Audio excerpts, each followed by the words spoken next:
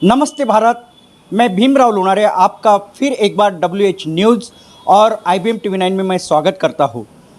आज हमारे स्टूडियो में वंचित बहुजन आघाड़ी के पूर्व विदर्भ संयोजक प्रफुल्ल मानके जी आए हैं और विवेक हाड़के जी हमारे स्टूडियो में आए हैं। उन्होंने सदिच्छा भेंट हमारे स्टूडियो को दिए हैं। हम उनसे जानेंगे, खास बातचीत करेंगे कि ये देश में जो चल रहा है, प्रधानमंत्री नरेंद्र मोदी जी ने जो महाराष्ट्र के प्रति जो प्रतिक्रिया दिए है और जो बवाल मचा हुआ है इस महाराष्ट्र में पीएम मोदी के खिलाफ में, तो हम उनसे जानेंगे कि ये जो पीएम मोदी जी ने जो महाराष्ट्र के कारण देश में कोरोना फैल रहा है, ऐसी जो टिप्पणी की है महाराष्ट्र के प्रति, क्या बताओगे आप?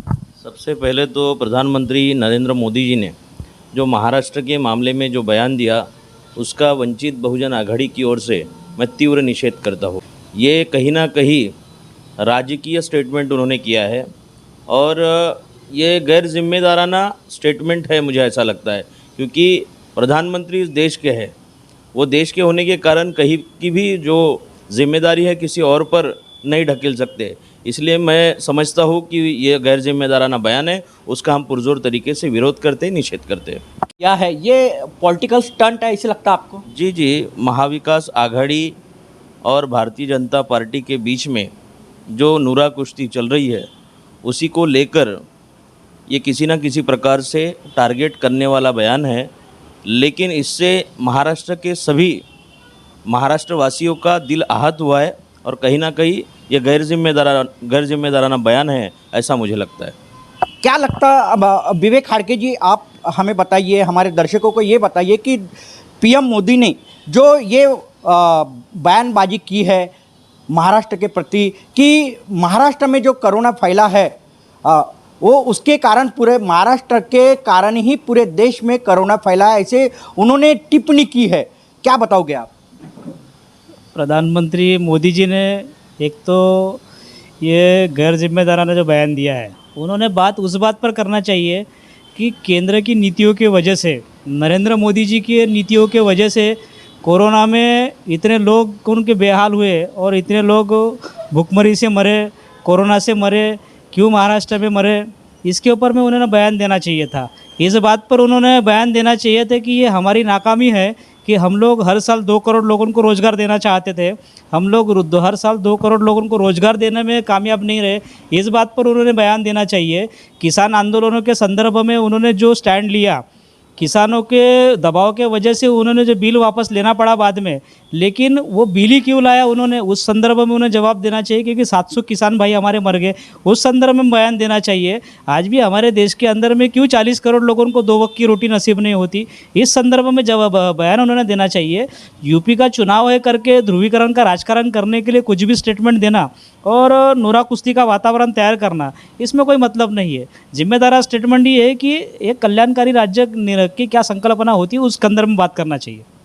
अभी यूपी के चुनाव है, 5 राज्यों के चुनाव हैं विधानसभा के, क्या बताओगे कि क्या लगता है आपको कि इस 5 राज्यों को चुनाव को देखते क्या लगता बीजेपी की स्थिति क्या रहेगी?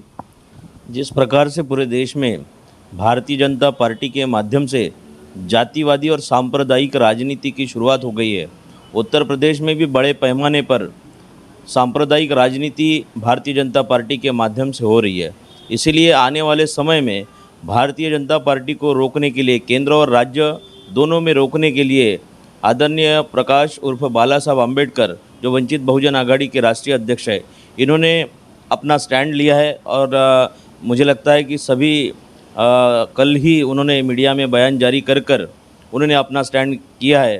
तो मैं समझता हूँ हमारे नेता ने स्टैंड होने के बाद हम लोग भी नेता के साथ में हैं। इसीलिए आने वाले समय में भारतीय जनता पार्टी को हराया जाए उत्तर प्रदेश में, और वही जीत जो है वो अम्बेडकरवाद की जीत होंगी, अम्बेडकरवादियों की जीत होंगी, मुझे ऐसा लगता है। हाड़के जी, आप हमें ये बताइए कि उत्तर प्रदेश में अभी बीएसपी है, समाजवादी पार्टी है, कांग्रेस है और बीजेपी है, क्या लगता कौन उभर के आएगा उत्तर प्रदेश में? देखो, उस संदर्भ में आदरणीय बाला साहब अम्बेडकर इन्होंने अपना स्टैंड क्लियर कर लिया है और उसमें अभी क्या प्रेडिक्शन रहेगा, मैं उस संदर्भ में ज़्यादा बात नहीं करूँगा। जो भी है चित्र 10 मार्च को सबको दिखेगा, देश और दुनिया को। सिर्फ इतना ही कहूँगा कि सबका प्रयास ये है कि भारतीय जनता पार्टी की सरकार वहाँ ना बने। अभी स्थानिक स्वराज्य संस्था के चुनाव है, महानगर पालिका के वाड़ी का भी एक चुनाव है। क्या लगता नागपुर महानगर पालिका रहो या पूरे महाराष्ट्र की नगर पालिका का चुनाव रहो, क्या रहेगा? वंचित बहुजन आघाड़ी जो है वो ये चुनाव लड़ने वाली है, क्या स्थिति रहेगी? ये वंचित बहुजन आघाड़ी तो पूरे दमखम के साथ में पूरे महाराष्ट्र में लड़ेंगी, क्योंकि अभी जो बीच में ग्राम पंचायत के चुनाव हुए 14,000 सीटों पर महाराष्ट्र में, तो उन 14,000 में से वंचित बहुजन आघाड़ी अपने दम पर 3,700 सीटें जीती। तो ये ट्रेंड तो वंचित बहुजन आघाड़ी ने महाराष्ट्र में फुले शाह अम्बेडकर की विचारधारा के लोग जीत के आने का ट्रेंड बड़े पैमाने पर वंचित बहुजन आघाड़ी ने शुरू कर दिया इस बात को। और इसके बाद में जितने भी नगर परिषद के चुनाव आएंगे, महानगर पालिका के आएंगे, उसके बाद में 26 जिला परिषदों के चुनाव आएंगे पूरे महाराष्ट्र के अंदर में, सारे चुनाव वंचित बहुजन आघाड़ी पूरे ताकत से लड़ेंगी और हर क्षेत्र के अंदर में अपनी ताकत को निर्माण करेंगी और अच्छे खासे लोग हर क्षेत्र में वंचित बहुजन आघाड़ी के जीत के आएंगे और बहुत सारे जगह पे वंचित बहुजन आघाड़ी एक बैलेंस ऑफ पावर बनकर उभरेंगी, इसमें कोई शक नहीं है। रही बात वाड़ी की, तो वाड़ी में इतनी ताकत आज वंचित बहुजन आघाड़ी की बन चुकी है कि वाड़ी नगर परिषद में इसके बाद में वाड़ी नगर परिषद में इतने मेंबर हमारे जीत के आएंगे कि वाड़ी नगर परिषद में वंचित बहुजन आघाड़ी के मर्जी के बगैर किसी की सत्ता यहाँ नहीं बैठेंगी। समय की नज़ाकत को देखते हुए कि वहाँ की लोकल सिचुएशन को देखते हैं कि उसकी लोकल सिचुएशन को देख के कब किसके साथ में क्या बैठना है, लेकिन नॉन कांग्रेस नॉन बीजेपी हमारा हमेशा स्टैंड रहेगा उस संदर्भ में। जैसा नागपुर महानगर पालिका में भी हमारा स्टैंड मुस्लिम लीग के साथ में अलायंस का एक मामला हो गया, जिसको बाड़ा साहब अम्बेडकर ने पत्रकार परिषद में भी मुंबई में डिक्लेयर किया। उसका प्रयास हमने काफ़ी दिनों से हम लोग लगे भी थे नागपुर के अंदर में। तो ऐसे जब जहाँ जहाँ जिस प्रकार से सामाजिक समीकरण बन रहे हैं, जीतने के समीकरण बन रहे हैं, उस हिसाब से वहाँ की सोशल इंजीनियरिंग कैसी बनती है, उस हिसाब से हम लोगों का वो तालमेल रहेगा और मकसद वही रहेगा कि नागपुर महानगर पालिका हो या वाड़ी हो, यहाँ पर वंचित बहुजन आघाड़ी की मर्जी के बगैर किसी की सरकार ना बने। यानी एक प्रकारे वंचित बहुजन आघाड़ी ने ये मान लिया है कि जो स्थानिक लेवल में जो चुनाव होते हैं, स्थानिक स्वराज्य संस्था के जो चुनाव है, ये यानी किसका वर्चस्व है उसको देखते हुए उसके साथ गठबंधन करके अपन ये चुनाव लड़ेंगे, ऐसे ये वंचित बहुजन आघाड़ी ने मान लिया है। ऐसे आपका कहना है क्या? नहीं, वैसा मामला वर्चस्व का नहीं है। स्थानिक लेवल पर वहाँ पर क्या समीकरण बन रहे हैं हारने और जीतने के, बात वर्चस्व की नहीं है कि वहाँ का सोशल इंजीनियरिंग कैसा कहता है, वहाँ का पॉलिटिकल कैलकुलेशन कहता है। मैं स्पष्ट कर चुका कि नॉन कांग्रेस नॉन बीजेपी, तो इस दिशा में वहाँ पर जो ताकतवर फोर्सेस फुले शाह अम्बेडकर को मानने वाली जो फोर्सेस रहेंगी, उन लोगों के साथ में बात करने के लिए सिर्फ जो कागज़ पर है और जिनका कुछ भी नहीं है उनसे बात करके हमारा ना एनर्जी वेस्ट करेंगे, लेकिन जिनका अपना कुछ वजूद है और उनके साथ में आने से और छोटे एडजस्टमेंट अगर करके वहाँ पर कुछ बात बनती है, कुछ जो फुले शाह अम्बेडकर की विचारधारा को मान के आगे बढ़ते हैं, उनका काम होता है पॉलिटिकल या सोशल एजेंडे पे, तो उन लोगों के साथ में बातचीत करने में कोई अड़चन नहीं है, कोई अड़चन नहीं वाला विषय। तो फुले शाह अम्बेडकर जी के जो विचारधारा से जो पक्ष है उनके साथ गठबंधन करके महानगर पालिका के चुनाव लड़ेंगे, ऐसा अम्बेडकर साहब का भी कहना है, प्रकाश अम्बेडकर साहब का कहना है।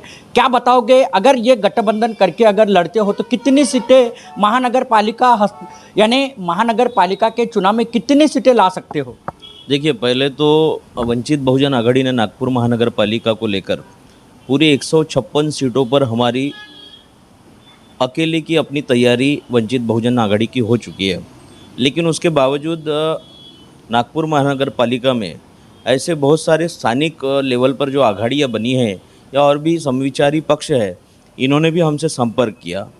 अभी आदरणीय बाड़ा साहब अम्बेडकर, प्रकाश अम्बेडकर जी जो भी हमें आदेश देंगे, अगर वो फाइनल होता है तो आदरणीय बाड़ा साहब के आदेश के अनुसार स्थानिक लेवल पर कुछ अगर युति या गठबंधन हो सकती है तो उसको भी फाइनल हम लोग किया। लेकिन आज की तारीख में हम लोगों ने जिस प्रकार से वंचित बहुजन आघाड़ी की तैयारी की है, लगभग सभी 52 प्रभागों में हम लोगों ने निरीक्षकों की नियुक्ति हम लोगों ने कर ली है और आज की तारीख में 100 सीटों पर उम्मीदवारों की हमारी तैयारी हो चुकी है। यानी नागपुर महानगर पालिका के चुनाव में जो जितने भी प्रभाग है उसमें सभी प्रभागों में आप वंचित बहुजन आघाड़ी का उम्मीदवार रहेगा, ऐसा आपका कहना है? बिल्कुल 52 के 52 प्रभागों में हम लोगों ने अपने पदाधिकारियों की नियुक्ति की गई है।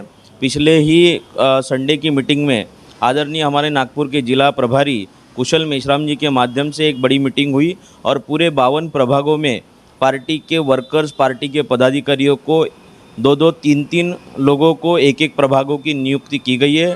वो उनके अनुसार नाम भी मंगवाए गए हैं हमारे पास। तो 100 सीटों पर हमारे पास आज की तारीख में तैयारी और नाम आ चुके हैं और भी जल्दी से जल्दी कुछ नाम जल्दी ही हफ्ते भर में और आ जाएंगे। तो लगभग 156 पर लड़ने की हमारी तैयारी हो चुकी है और कम से कम हमारी इतनी सीटें वंचित बहुजन आघाड़ी की मनपा के चुनाव में आएंगी कि हमारे बगैर नागपुर का महापौर नहीं बने, इस स्थिति में हम लोग वंचित को खड़ा करेंगे। नागपुर महानगर पालिका के चुनाव में करीब करीब 156 सीटें लड़ाने वाली है वंचित बहुजन आघाड़ी। और नागपुर महानगर पालिका में अगर कोई सत्ता अगर बैठती है तो वंचित बहुजन आघाड़ी के बगैर सत्ता बैठेंगी नहीं, ऐसी कहा जा रहा है। बहुजन आघाड़ी के इतने कारपोरेटर तो नागपुर में जीत के आएंगे इस बार कि वंचित बहुजन आघाड़ी की मर्जी के बगैर किसी की सत्ता नहीं बैठेंगी।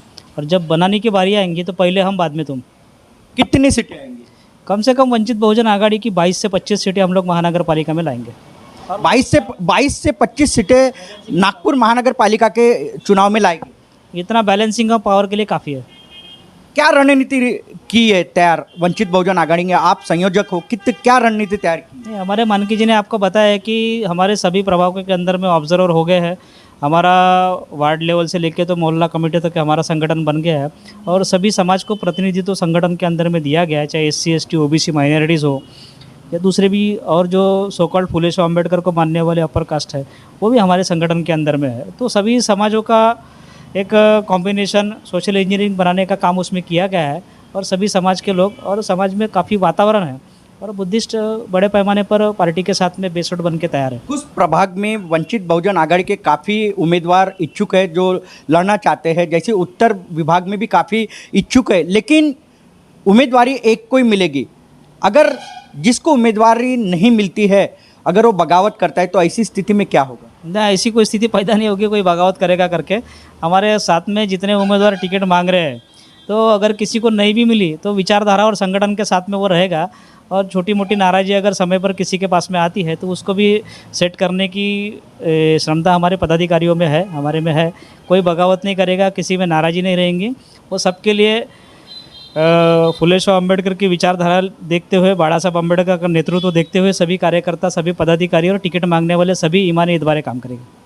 तो ये हमारे साथ में है प्रफुल्ल मानके जी और विवेक हाड़के जी, जो कि वंचित बहुजन आघाड़ी के पूर्व विदर्भ संयोजक है। इनसे हमने बातचीत की नागपुर महानगर पालिका के चुनाव को लेकर और उत्तर प्रदेश के चुनाव को लेकर, और आज जो देश में जो चल रहा है, PM मोदी जी ने जो महाराष्ट्र के ऊपर जो टिप्पणी की है उसके ऊपर आज हमने इनसे खास बातचीत की है। तो आप देखते रहिए IBM TV9 news, WH news. हाँ, हमारे चैनल को लाइक करें, सब्सक्राइब करें, आइकॉन बेल बटन दबाना न भूलें। धन्यवाद, नमस्कार, जय भीम।